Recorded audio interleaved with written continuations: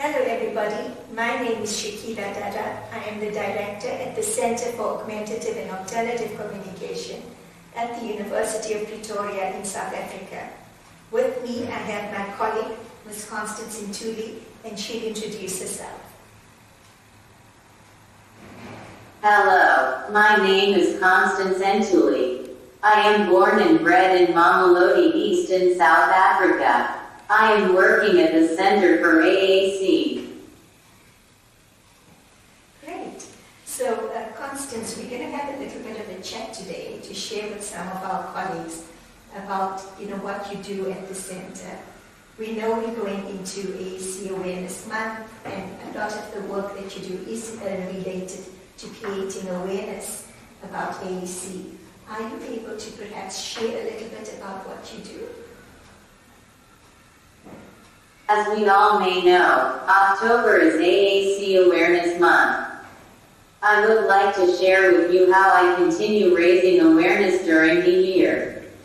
I create birthday, well wishes, and retirement cards for staff pupils, and I give talks at schools and training events. I also help with research projects and data capturing and library searches. That's quite a bit of different activities, Constance, and thank you for sharing some of that.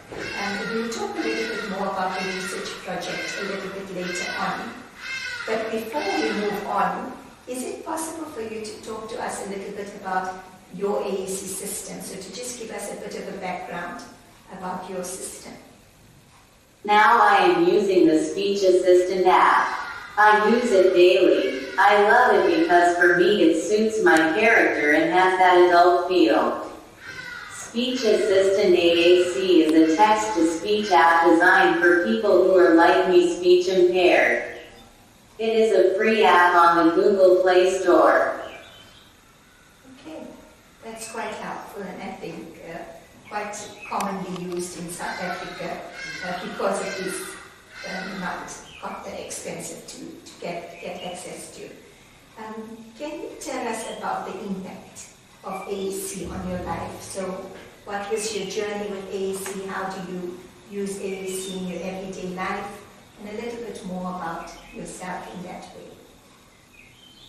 I see a lot of growth. Through AAC I had courage to love and to become a mother to two beautiful baby girls.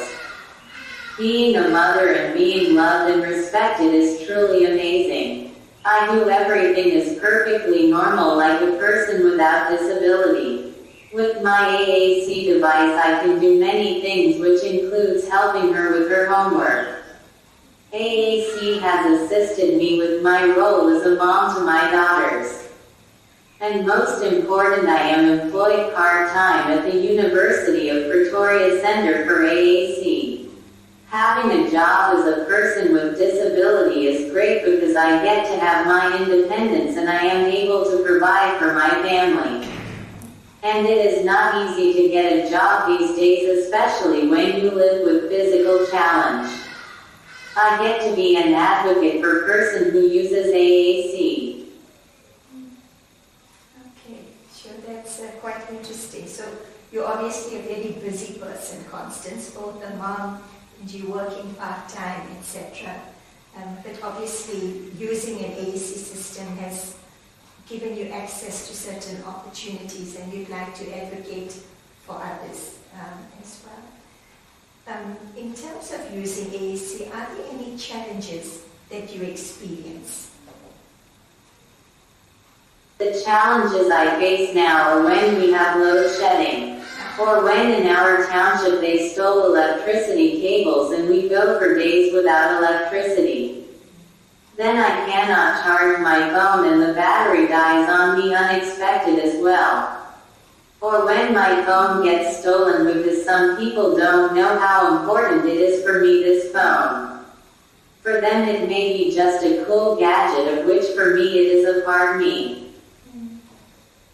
No, I can understand that, Constance. Definitely is a part of you and your voice. And obviously for our audience who might not know what load shedding is, it really is around where There's certain hours during the day where we don't have access to electricity, and therefore you are unable to charge things or keep things running that require electricity. And if it's something that is scheduled, so we usually know when this is going to happen, and sometimes it's unscheduled, so it's a little bit like having blackouts on an ongoing basis, but for short periods of time during the day and night. So that's just a little bit about load shedding. Maybe we can talk a little bit about the research project that you were involved in. Of course, the Center for AAC was funded by UNICEF in conjunction with Future Africa, which is an entity at the University of Pretoria. And what we really were required to do was to develop or co-design health education materials that people who use AAC could utilize during the COVID pandemic. We started off initially thinking it would address issues around the pandemic, but as we got into the project, we realized that access to healthcare remains a challenge for many people who use AAC in this country, and we needed to come up with a variety of resources generically related to accessing health systems to support people who use AAC. So that was kind of the background of the study. And Constance, you played a really important role in the project. Would you mind sharing with us a little bit about your specific role in the project?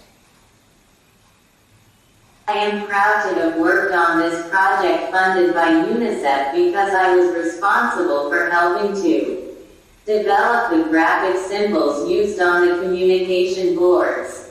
These boards are freely available on our website for the medical and educational sector to use, as well as persons who use AAC. I used my personal perspective and lived experiences of healthcare settings to highlight challenges in accessing healthcare for people who use AAC. I am proud to share that I was also able to co-author a paper based on the project. Great, yes, absolutely. I think it was lovely to have you involved right from the beginning to the end of the project, and also in sharing some of our findings in that project.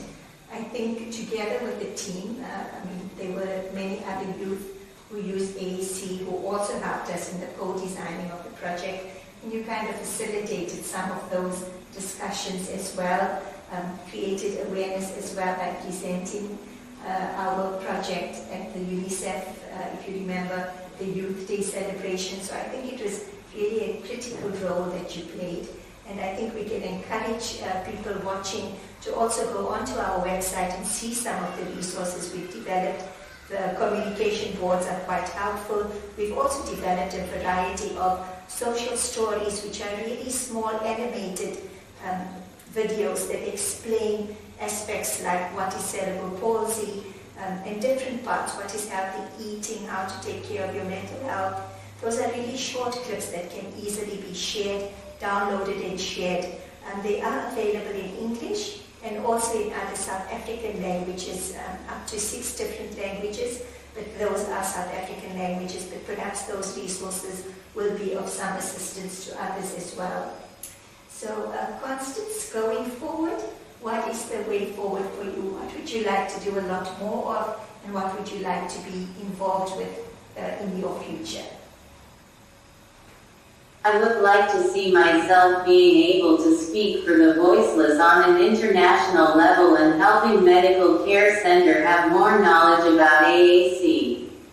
Okay, lovely. So we have to do a little bit more planning so that perhaps we can attend